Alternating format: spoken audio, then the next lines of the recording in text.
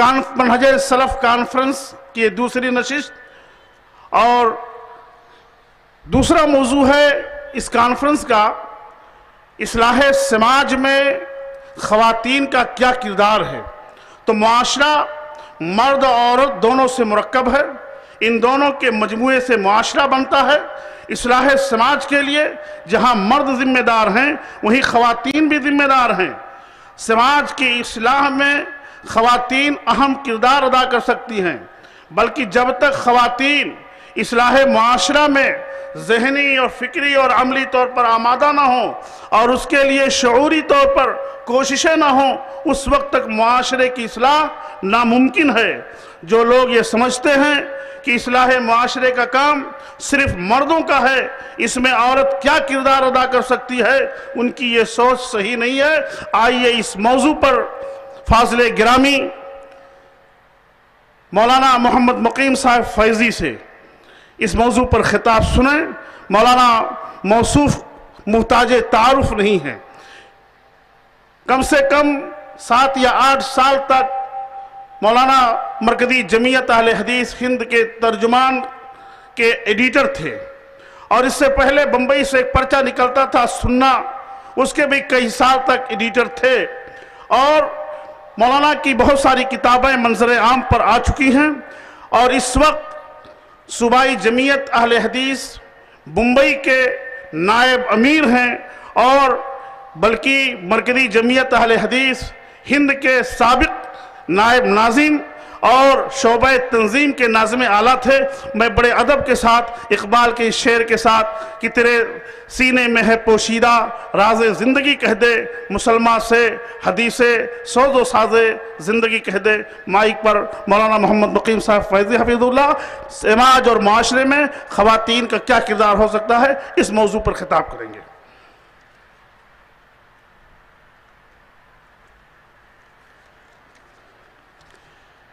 السلام علیکم ورحمۃ اللہ وبرکاتہ۔ ان الحمد لله نحمده ونستعينه ونستغفره ونعوذ بالله من شرور انفسنا ومن سيئات اعمالنا، من يهده الله فلا مضل له ومن يضلل فلا هادي له، واشهد ان لا اله الا الله وحده لا شريك له، واشهد ان محمدا عبده ورسوله۔ يا أيها الذين آمنوا اتقوا الله حق تقاته ولا تموتن إلا وأنتم مسلمون۔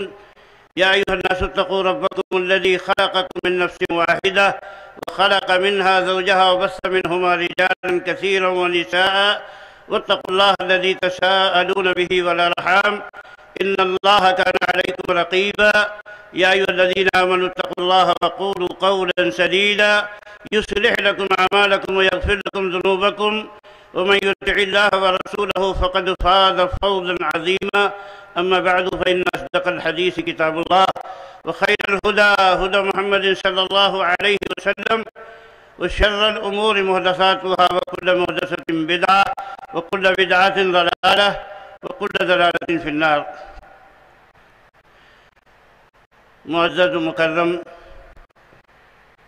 علماء کرام، قابل قدر صدر مجلس،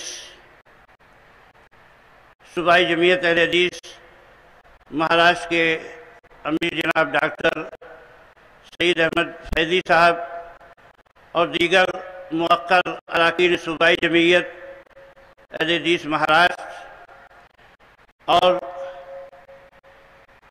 بزرگ عالم دین جناب مولانا فضل الرحمان صاحب مدنی حفظ اللہ، اور دیگر سارے موقر و معزز سامعین کرام، گرامی قدر خواتین ملت، اللہ تعالیٰ نے اس دین میں جو احکام نازل فرمائے ہیں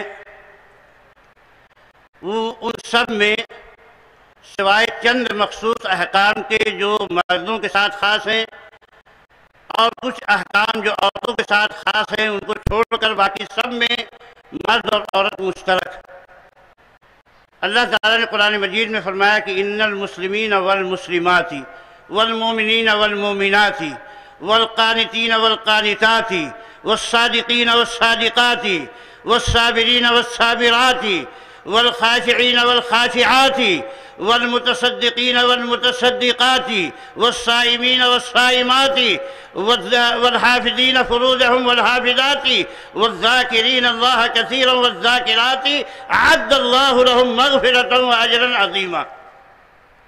مسلمان مرد اور مسلمان عورتیں، مومن مرد اور مومنہ عورتیں،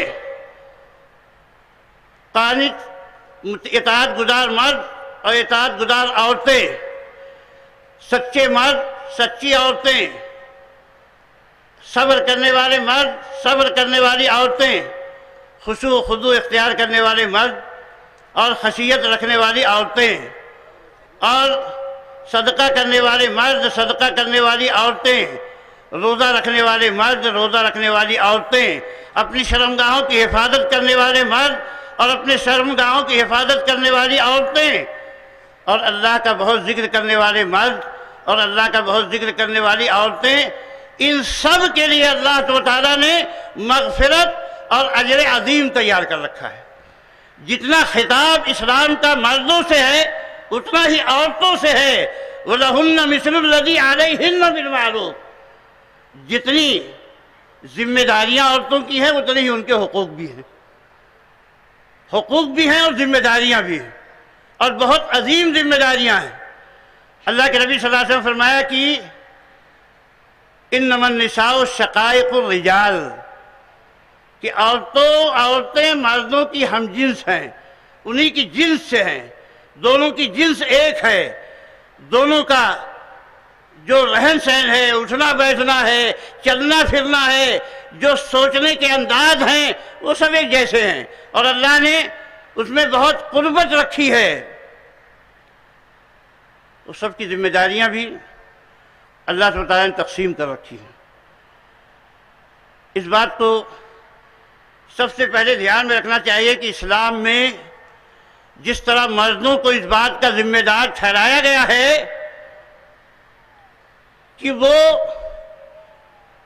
علم کے اعلیٰ مقام پر فائز رہیں، اتنے کہ انہیں یہ معلوم ہونا چاہیے کہ ان کے اوپر کیا کیا فرائض ہیں، کیا کیا ذمہ داریاں ہیں، اللہ تعالیٰ کے حقوق ان کے اوپر کیا ہیں، بندوں کے حقوق کیا ہیں، اخلاق کے تقاضے کیا ہیں، اور اس سلسلے میں مرد عورت کی کوئی تفریق نہیں ہے۔ طلب العلم فریضۃ علی کل مسلم، علم کا حاصل کرنا ہر مسلمان مرد اور ہر مسلمان عورت پر فرض ہے۔ اسی لیے آپ دیکھیں گے کہ اللہ کے نبی صلی اللہ علیہ وسلم کا خطاب اور اللہ کے نبی صلی اللہ علیہ وسلم کی اصلاحات عورتوں کے ساتھ بھی اسی طرح ہوا کرتی تھی جس طرح مردوں کے ساتھ۔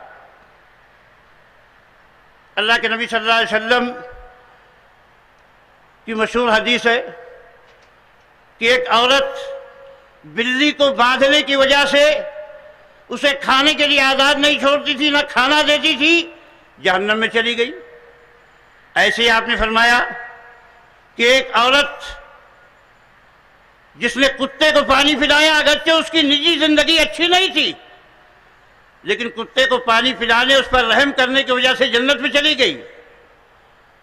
ایسے ہی اللہ کے نبی صلی اللہ علیہ وسلم نے ایک مرتبہ جب یہ یہودی نے آپ کو نشانہ بنایا اور کہا کہ السلام علیک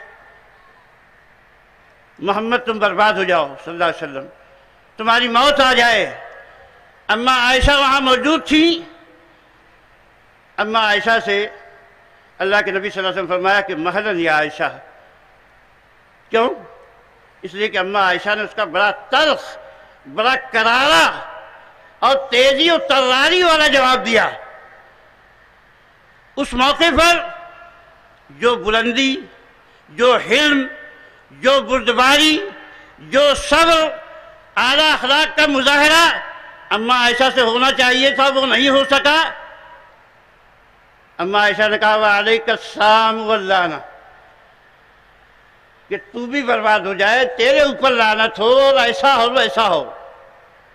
اللہ کے نبی صلی اللہ علیہ وسلم فرمایا کہ مہلاً یا عائشہ ان اللہ رفیق یحب الرفق، اے عائشہ ٹھہر جاؤ، یہ ان کا اپنا اخلاق ہے کہ وہ سارے ضابطے اور ساری حدود فلانگ جاتے ہیں اور نچلی سطح پر آ جاتے ہیں، لیکن اسلام ہر حال میں اپنے ماننے والوں کو بلند دیکھنا چاہتا ہے، سطح کی بلندی پر دیکھنا چاہتا ہے۔ اللہ تعالیٰ نرم ہے، اللہ کے اعلیٰ اخلاق یہ ہیں کہ اللہ نرم ہے اور اپنے ماننے والے ان مومن بندوں کو جو اللہ تعالیٰ کی بندگی پر یقین رکھتے ہیں، یہ چاہتا ہے کہ وہ بھی اسی بلندی کا مظاہرہ کریں۔ اللہ نرم ہے، نرمی کو پسند کرتا ہے، نرمی پہ اتنا دیتا ہے جتنا گرمی پہ نہیں دیتا ہے، جتنا سختی پہ نہیں دیتا ہے۔ اور دوسری جگہ فرمایا کہ ما کان الرفق فی شیء الا زانہ وما نزع من شیء الا شانہ، کہ جب نرمی کسی چیز میں ہوتی ہے تو اس کو مزین کر دیتی ہے، اور جب کسی چیز سے نکال لی جاتی ہے تو وہ چیز بدنما ہو جاتی ہے۔ اللہ کے نبی صلی اللہ علیہ وسلم کی اس حدیث پر بڑے بڑے امت کے علماء کو، صلحاء کو، زعماء کو آج غور کرنے کی ضرورت ہے۔ اسلام میں حدود و قیود اور ضابطوں کی بڑی اہمیت ہے، حتیٰ کہ اسلام نے یہ کہا ہے کہ دوستی میں بھی مبالغے مت کرو اور دشمنی میں بھی حد سے تجاوز نہ کر جاؤ۔ فرمایا احبب حبیبک ہونما عسیٰ ان یکون بغیضک یوما وابغض بغیضک ہونما عسیٰ ان یکون حبیبک یوما، کہ جس سے محبت کرو تو ذرا ٹھہر ٹھہر کے کرو، تأمل کے ساتھ کرو، لمٹ میں رہتے ہوئے کرو۔ ہو سکتا ہے کہ کبھی تمہارے درمیان نفرت کے اسباب پیدا ہو جائیں، اور جس سے نفرت کر رہے ہو اس سے بھی حدیں فرانگ نہ جاؤ، ایک لمٹ میں کرو، حدود میں رہتے ہوئے کرو، اس لیے کہ ہو سکتا ہے کہ پھر وہ تمہارا دوست بن جائے۔ اس تعلیم کو، اس پر غور کرنے کی آج سب کو ضرورت ہے، ورنہ آج آپ دیکھ لیجئے کہ دوستی میں کتنا غلو ہوتا ہے اور دشمنی میں حدیں کتنی فرانگ دی جاتی ہیں۔ نہ ضابطوں کی پابندی وہاں ہوتی ہے، نہ ضابطوں کی پابندی یہاں ہوتی ہے، اور امت کے رہبران جو ساری امت کی باغ ڈور اپنے ہاتھ میں رکھتے ہیں، ان کو جن بلندیوں کا مظاہرہ کرنا چاہیے، آج حقیقت یہ ہے کہ وہ ان لوگوں کے اخلاق و اقدار پر آ جاتے ہیں جنہیں بازاری کہتے ہوئے ان کی زبانیں نہیں تھکتی ہیں۔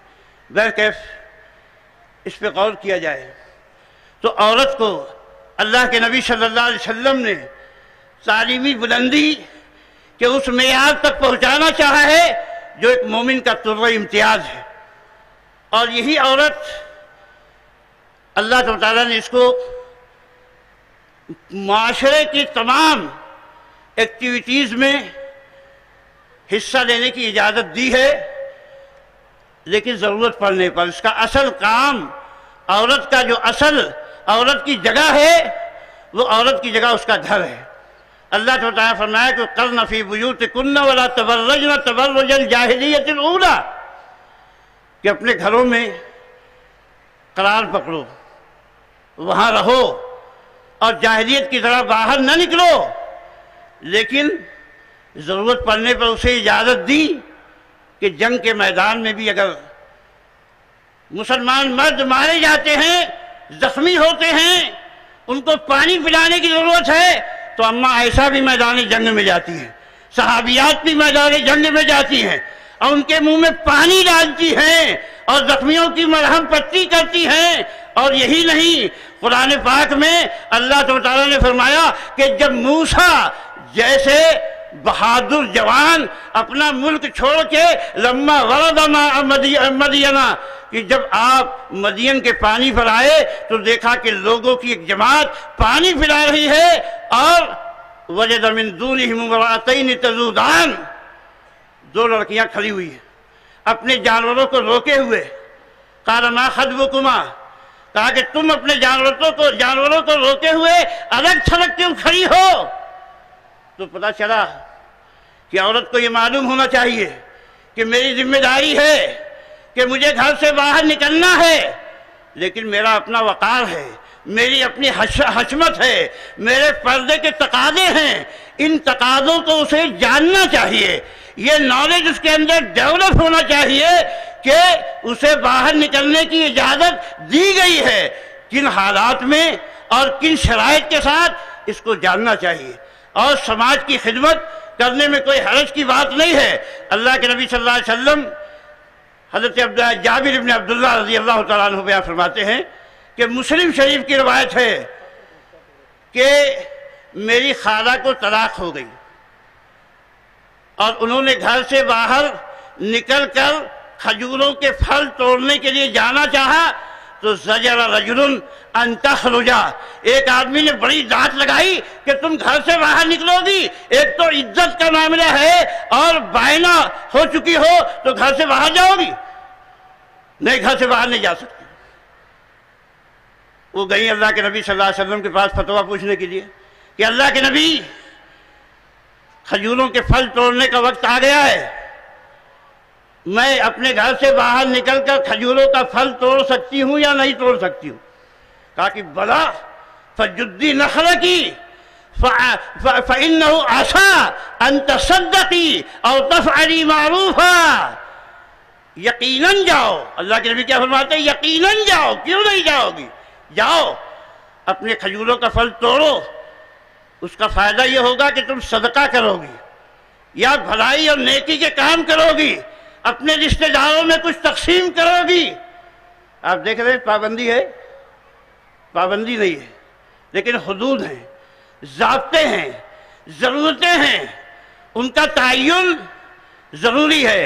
اگر ان کا تعین نہیں کیا گیا تو پھر فساد ہوگا، پھر بگاڑ ہوگا، معاشرے میں اضطرابات ہوں گے۔ میرے بھائیوں، عورت کی سماج معاشرے میں بڑی اہمیت ہے اور اس کا بڑا کردار ہے، منفی بھی اور مثبت بھی۔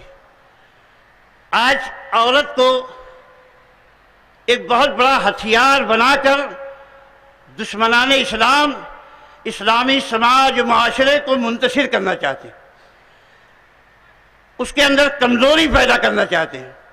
آپ ان کے ڈائلاگ سنیں۔ ایک آدمی کہتا ہے کہ مشرق کی حالت اس وقت تک سدھر نہیں سکتی جب تک عورت کے چہرے کا پردہ اٹھا کر قرآن پہ نہ ڈال دیا جائے۔ یہ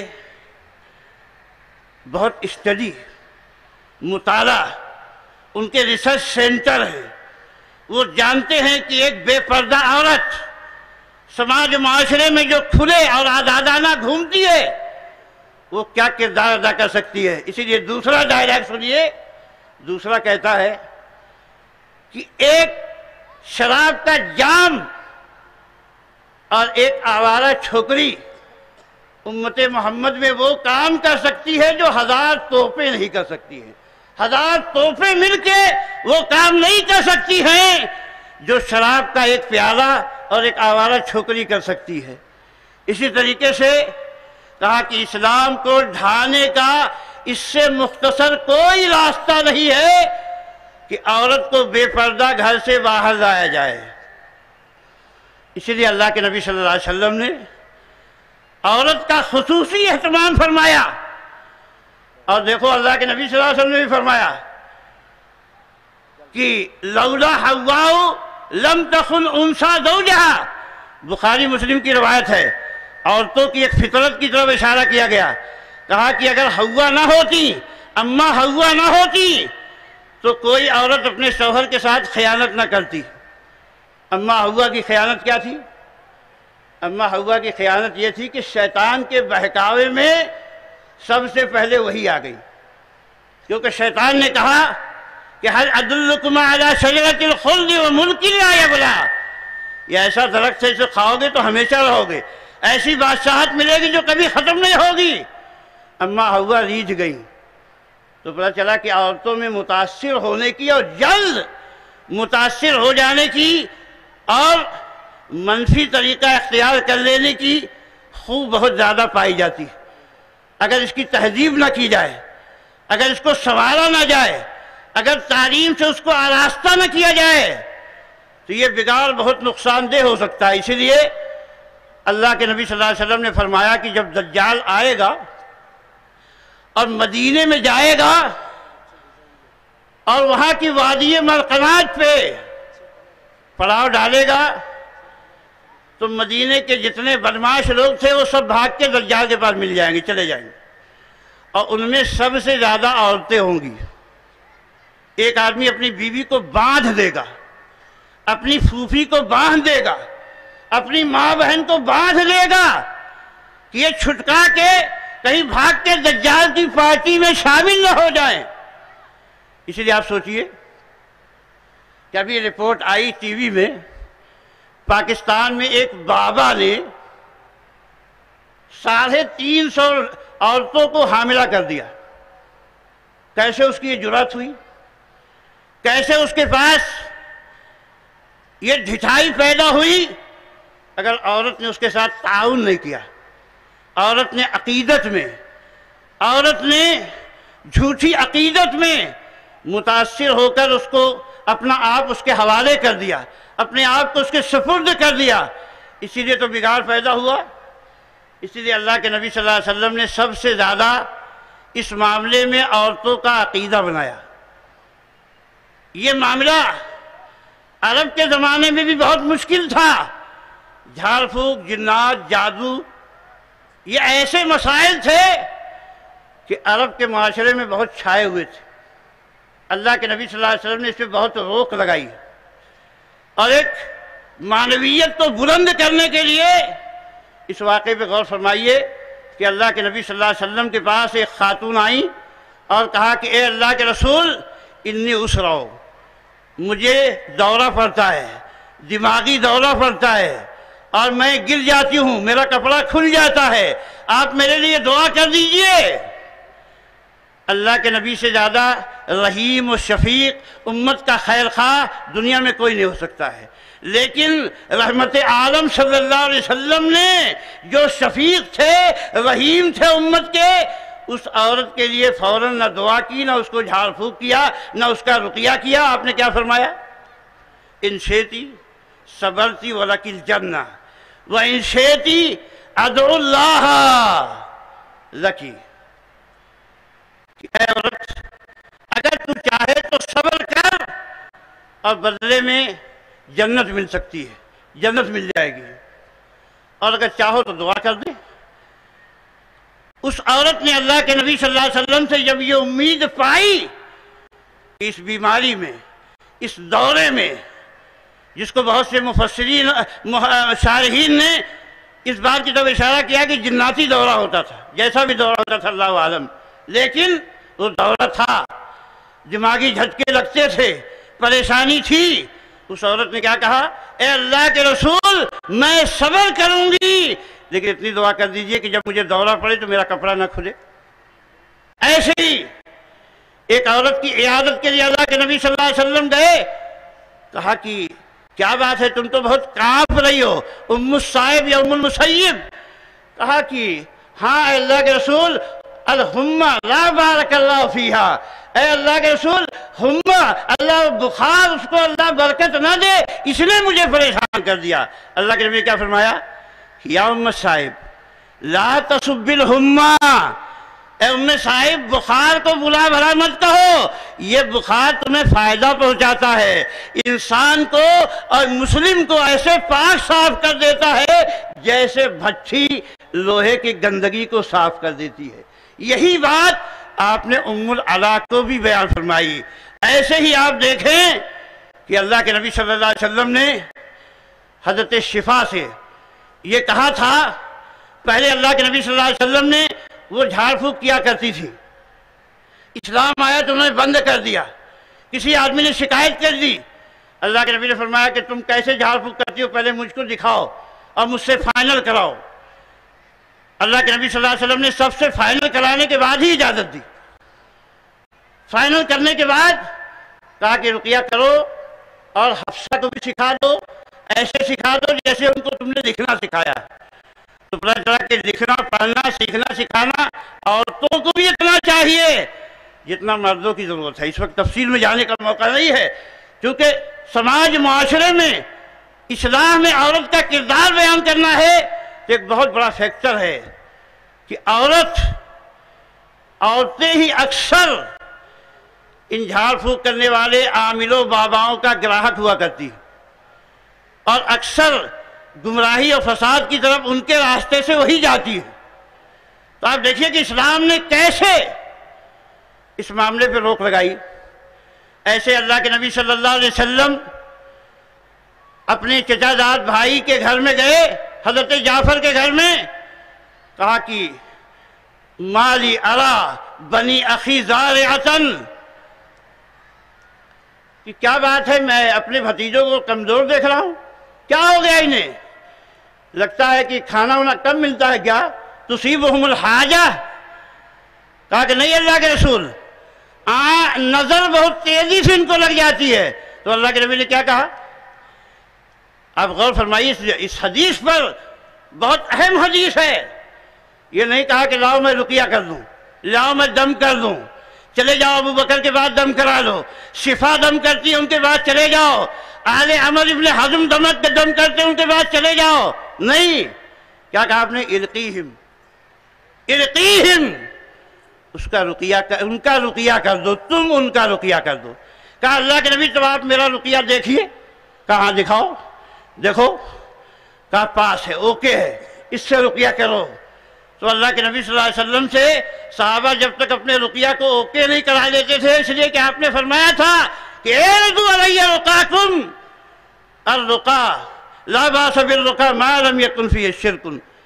جس صحابی کو آپ نے اجازت دی، ہر ایک سے آپ نے کہا کہ اپنا رقیہ مجھے دکھاؤ۔ اور خیبر کے موقع تک، 7ویں ہجری تک، جو بھی آپ کا رقیہ لے کر آیا، آپ نے اس کو دیکھا، فائنل کیا، تب جا کے اس رقیہ کی اجازت ہوئی۔ بہرکیف اللہ کے نبی نے عورتوں کو کہا کہ تم خود رقیہ سیکھو، دم کرنا سیکھو۔ یہ کوئی ایسا علم نہیں ہے کہ جس کے لیے کلاس لگانے کی ضرورت ہو، یہ کوئی ایسا علم نہیں ہے کہ اس کے لیے اسپیشلسٹ چاہیے، اس کے لیے محدثین کی طرح تخصص قائم کیا جائے یا طب کی طرح تخصص قائم کیا جائے۔ میں کہتا ہوں بڑے بڑے جو راقی جو علماء بھی ہیں، جنہوں نے 12 جلدوں میں رقیہ کے موضوع پر کتابیں لکھی ہیں، جھاڑ پھونک کے موضوع پر، اور جنہوں نے 25 30 سال تک جو جامعہ اسلامیہ مدینہ منورہ اور مسجد نبوی کے مدرس رہ چکے ہیں، انہوں نے یہ کہا کہ جتنے جو جنات اور جادو اور نظر بد کی باتیں آتی ہیں، ان میں 90% دماغی اور نفسیاتی مریض ہوتے ہیں۔ کسی نے کہا 95%، 2-4% کہیں جادو اور جن اور نظر بد کے واقعات آتے ہیں۔ لیکن جب سے جھاڑ پھونک والوں کا یہ سلسلہ چلا ہے، بستی کی بستی جادو زدہ ہے، جن زدہ ہے، نظر بد کی شکار ہے۔ جہاں آپ دیکھ لو، یہ رقیہ سینٹر کھل گیا، وہاں بربادی سینٹر کھل گیا، وہاں بے حیائی، فساد، عقیدے کا استحصال و بگاڑ اور ہر طرح کی مشکلات شروع ہو جاتی ہیں۔ اب آپ دیکھیں کہ اگر عورت نالجیبل ہے، یہ جانتی ہے کہ جنات کی حقیقت کیا ہے، جادو کی حقیقت کیا ہے، نظر بد کی حقیقت کیا ہے، یہ ملا کس طرح عقلوں سے کھیلتے ہیں، یہ کس طرح استحصال کرتے ہیں، اگر یہ باتیں انہیں معلوم ہیں تو آپ جانتے ہیں گمراہ نہیں ہوں گے۔ عقیدے کا بگاڑ سب سے بڑا بگاڑ ہے۔ اللہ کے نبی صلی اللہ علیہ وسلم نے اس بات کی طرف اشارہ کیا ہے کہ من اکتویٰ او استرقیٰ فقد بریء من التوکل، کہ جس نے دغوایا یا رقیہ طلب کیا، رقیہ کیا نہیں، نہ اپنا کیا نہ دوسرے کا، یہ کوئی بات نہیں ہے، دوسرے سے طلب نہیں کیا، دوسرے سے طلب کیا تو توکل سے بری ہو گیا۔ امام ابن تیمیہ، امام ابن قیم، علامہ البانی اور بہت بڑے بڑے علماء یہ کہتے ہیں کہ دوسرے سے رقیہ طلب کرنا کمال توکل کے منافی ہے، کمال توکل کے منافی ہے۔ اسی لیے اللہ کے نبی صلی اللہ علیہ وسلم نے تعریف فرمائی کہ لا یسترقون، وہ رقیہ طلب نہیں کرتے۔ اور آپ دیکھیے کہ عورت کی بہت ساری ذمہ داریاں ہیں. سب سے بڑی ذمہ داری اس کی گھر کی ذمہ داری. گھر میں اگر اس کے بگاڑ ہے، شوہر نماز نہیں پڑھتا، بچے نماز نہیں پڑھتے، اور گھر کے جو دیگر افراد ہیں وہ نماز نہیں پڑھتے، تو عورت کی ذمہ داری ہے کہ ان کو جگائے، ان کو ترغیب دے، اور ان کو آگے آ کر اللہ کی اطاعت و فرما برداری پر ابھارے. اور اسی طریقے سے معاشرے میں بہت سارے بگاڑ، میں 2-3 حدیثیں بہت سرسری آپ کے سامنے پیش کرتا ہوں. دیکھیے اماں عائشہ، ایک عقیدہ لوگوں میں یہ ہو گیا تھا کہ جو شوال میں شادی کرے گا وہ کامیاب نہیں ہوگا. اماں عائشہ کھڑی ہوئی، کہا تم لوگ غلط کہتے ہو، تمہارا یہ نظریہ بالکل غلط ہے. میری شادی شوال میں ہوئی اور میری رخصتی بھی شوال میں ہوئی، اور مجھ سے زیادہ خوش نصیب کون ہے؟ اللہ کے نبی صلی اللہ علیہ وسلم کی محبت مجھ سے زیادہ کسے ملی. اسی طریقے سے ایک بات آئی کہ اللہ کے نبی نے اللہ کو دیکھا ہے. کہا کہ من زعم ان محمد صلی اللہ علیہ وسلم رأى ربہ فقد عازم علی اللہ الفریہ، کہ جو یہ سمجھتا ہے کہ محمد صلی اللہ علیہ وسلم نے اپنے رب کو دیکھا، اس نے اللہ پہ بہت بڑا جھوٹ باندھا. یہ بھی بات آئی کہ اللہ کے نبی نے کچھ باتیں امت کو نہیں بتائی ہیں. تو اماں عائشہ کھڑی ہوئی، کہنے لگی کہ من زعم ان محمد صلی اللہ علیہ وسلم کتم شیئا مما انزل علیہ فقد عازم علی اللہ الفریہ، کہ جس نے یہ گمان کیا کہ محمد صلی اللہ علیہ وسلم نے کچھ باتیں جو ان پر نازل ہوئی تھی ان میں سے چھپا لی ہیں، تو اس نے اللہ پہ بہت بڑا بہتان باندھا. اسی طریقے سے اماں عائشہ نے کہا کہ من زعم ان محمد صلی اللہ علیہ وسلم یعلم ما یکون فی غد فقد عازم علی اللہ الفریہ. لوگوں میں یہ خیال پیدا ہونے لگا کہ محمد صلی اللہ علیہ وسلم کو کل کی باتیں معلوم ہیں.